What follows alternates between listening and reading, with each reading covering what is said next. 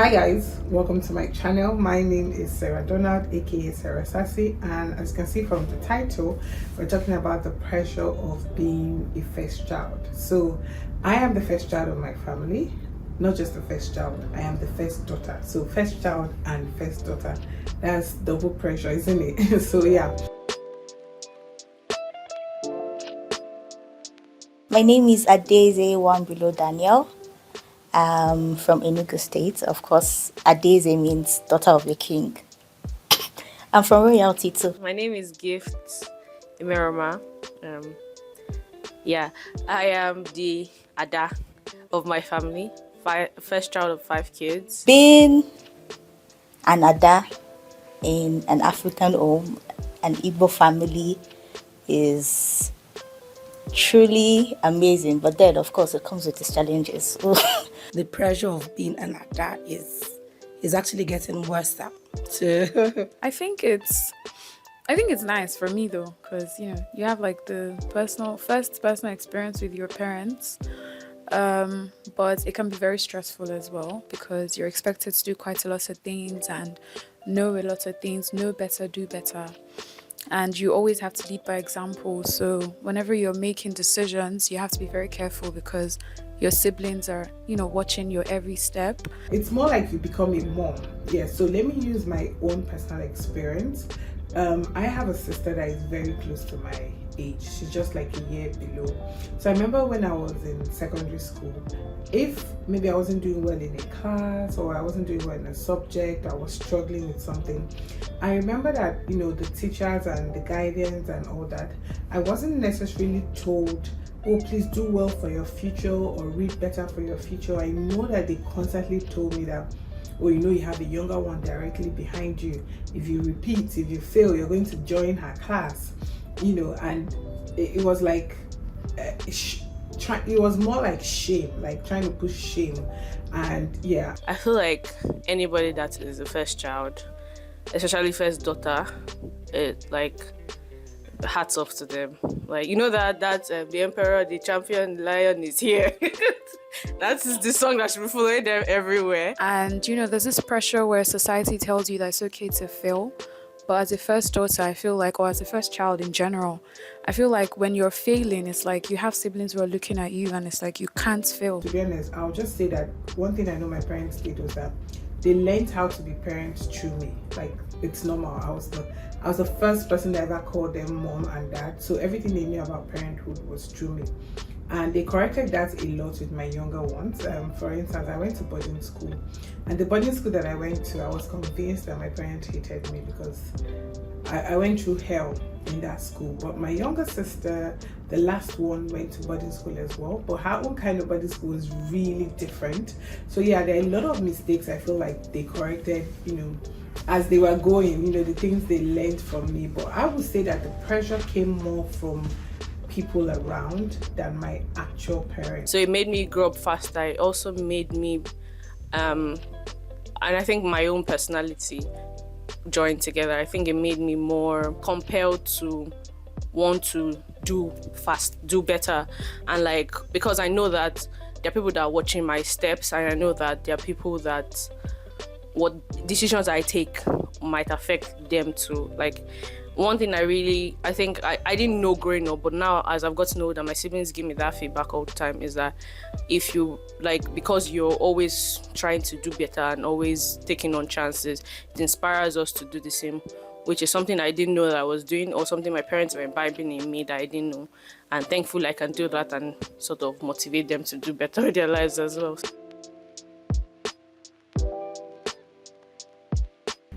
Let's talk about pressure of marriage. It didn't come from my family. Lucky enough, I have parents that don't even ask. I don't think they've asked. Even if they're saying it is a joke, they've never called me and said, okay, we're having a meeting today. As their dad, when I get married, no. But uncles, aunties, family, friends, relatives, they just take it upon themselves to feel like, you're their dad, don't let this person get married before you, don't let that person get married before you, don't let your younger ones get married before you. Especially when you have a younger sister who is already married. So, and I actually do have a younger sister who is married and has 2 kids. So no pressure from my parents actually, but society, like, Make sure you get married before the other person get married. Get married, because if the other person gets married before you, it will seem like there's something wrong with you. Maybe you're rude or you're past your prime. I also have a lot of friends that have experienced, they told me that they had to become mothers on time because they had to go out and take care of their parents and take care of their siblings as well. It was expected of them, as the first child. In all honesty, that was not my case. Yeah. I think as we grew up, my dad especially was very amazing with like communicating with us, and my mom as well. Both my parents, to be honest, they were really good communicating and making sure that we were okay. And we have this little hierarchy system in Nigeria between like siblings. My parents tend to abolish that. So yeah, pretty much like hierarchy in sense of how, so for example, when you want to do something and you give the first child more than you give to the younger ones, which would make the younger ones feel some type of way. So my parents don't do that. They just give like everybody like equal, and they never try to pit us against each other like that. So they used to say, okay, you need to pass because this is your life, you want this kind of life and all of that. But it was never a thing of you need to pass so that your sibling behind you, and because we're all close in age, so my immediate younger sister is 1 year, the next person 4 years, but him and the next person, they're 1 year.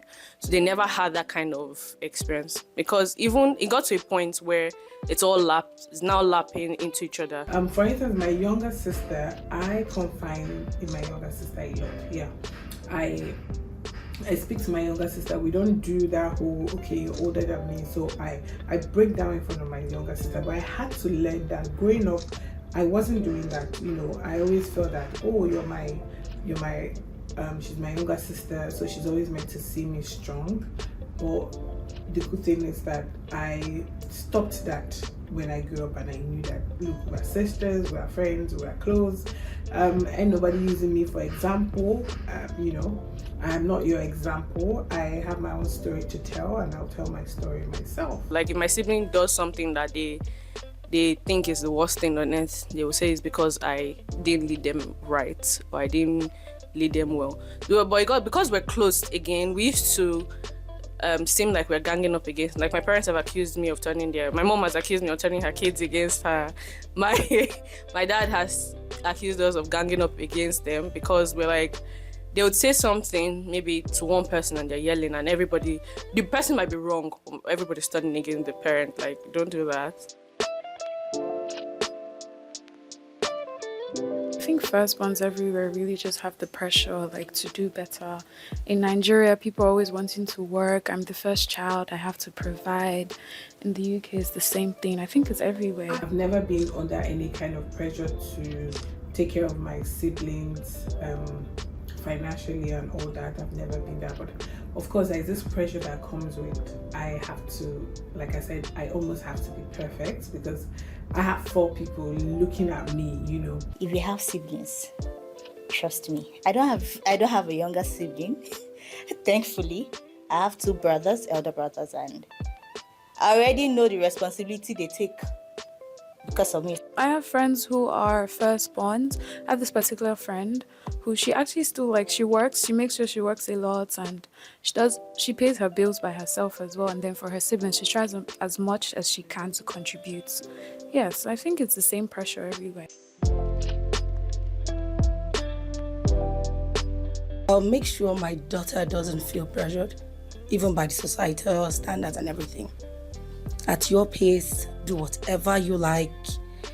And there's this thing about making kids responsible for their younger ones. I'll do so much better. I would try to be very involved and communicate, because I feel like growing up, we get to a certain point before we start getting really close with our parents. But I feel like that's something I would do right from when she's little.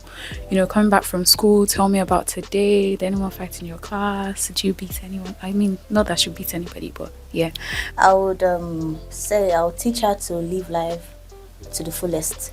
With sense. I say this because growing up, my mom was strict, even to I and my brothers, but you could see that they had upper hands. I think maybe because they're guys or boys. and I was being restricted. I think that the only thing that I would do different is communicate more. Explain, because if my mother tells me to do something, I'll ask her why. Like, why should I do it? I need to know. It's my life too. I get you're in charge of it at the time, basically, but it's my life. So I think what I would do is explain to my daughter, especially if she's the first and she's supposed to be leading the pack. This is why. This is the reason. This is what I saw growing up. I think things like that, to some extent, because if you explain too much, your children start to lose innocence. But I realized that the things that my mom sort of explained to me growing up, I was more inclined to obey her instructions because I sort of knew the thinking behind it. I think that's something I would like to do. But I think they did a pretty decent job raising 5 of us. So yeah. Then also equality. I believe that in the Nigerian household, while the girl is in the kitchen, the guy's always in the living room. I think it would be something in my household where everybody, if I have kids, the sons and the daughters, the boys will probably be cutting something and then the girls be doing something else. So there'll be equality. So you don't have to feel like, oh, when I'm getting married or something like that, like a lot of people disagree, but so yeah, everybody should do everything. Hello everyone, hi. I hope you guys enjoyed this episode, because I really did enjoy the episode, and thank you to all my guests that came around and spoke their truth. I really do appreciate that, and I'm going to be bringing you guys more episodes like this where we address social issues. So let me know in the comment section what you think about this episode and the kind of video you would like to see.